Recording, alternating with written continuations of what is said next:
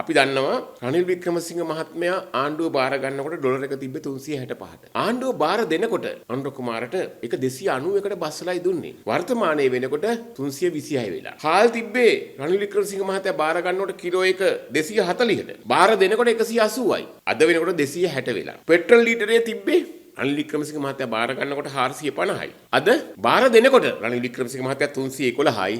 අද 398ට නැගලා ගිහිල්ලා. එහෙමනම් අපිට තේරෙනවා ජනතාවට gedara නොකා නොබී මිය යන්න යන තත්යකට එන්නේ. අපි දන්නවා වර්තමානයේ වෙනකොටත් මේ ආණ්ඩුව කරපු වැරදි වැඩ නිසා දැන් බලන්න භාණ්ඩාගාරය කැඩුවා. ඊට පස්සේ බැලුවොත් තැපැල් දෙපාර්තමේන්තුවේ සල්ලි ටික ඩොලර් ලක්ෂ 6ක් වෙච්ච දෙයක් නෑ. දැන් වෙනකොට RD එකේ සල්ලි අයථා විදියට ගෙවලා. එතකොට මහජන බැංකුවේ මුදල් අයථා විදියට ගෙවීම් කරලා. ඉතිහාසයේ කවදාවත් නැතුව බාල ගල්ලඟුරු ගෙනල්ලා මාස 3ට රුපියල් කෝටි 2000ක විතර පාඩුවක් සිද්ධ කරලා. මාස 3ට තව ඉස්සරහට තියෙනවා. ඩීසල් මුහුදේ පාවෙන නැව් වලට කතා කරලා අධික මිල ගණන් වලට ඩීසල් ගන්නවා. මේ ඔක්කොම ආණ්ඩුව කරන්නේ මේවා යන්නේ පැලවත්තෙන්ද නෑ. අනුර කුමාර දිසානායක මහත්තයාගේ ගිණුමෙන්ද යන්නේ නෑ. මේ කියන්නේ රටේ ජනතාවගෙන්. ඒ අනිත් පැත්තෙන් බදු ගහනවා. 3 wheel එකක් පිට්ස් කාර් එකක් ගන්න ලක්ෂ 12කට දීපු ආණ්ඩුව අද බයිසිකලයක්වත් ඒ ගානට ගන්න බැරි තත්ත්වයට පත් වෙලා තියෙනවා. ඉතින් මේ රටේ ජනතාව එක්ක නේද මේ සෙල්ලම් කරන්නේ? රටේ ජනතාවගේ ජීවිතත් එක්ක නේද මේ සෙල්ලම් කරන්නේ? ඒ හින්දාම අපි කියනවා වැඩ බැරි ආණ්ඩුව දැන්වත් රනිල් වික්‍රමසිංහ මහත්තයාට මේක දීලා